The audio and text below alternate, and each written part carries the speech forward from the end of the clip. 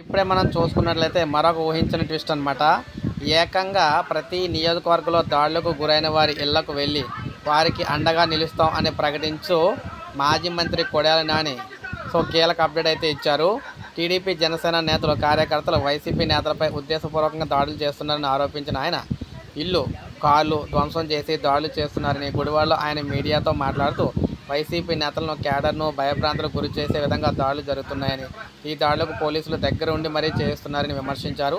దాడులు జరుగుతూ ఉంటే పోలీసులు ప్రేక్షక పాత్ర వహిస్తున్నారని, టీడీపీ అల్లరి మూకల మీద పోలీసులకు చర్యలు తీసుకోకపోవడంపై హైకోర్టులో కేసులు వేస్తామని పేర్కొన్నారు.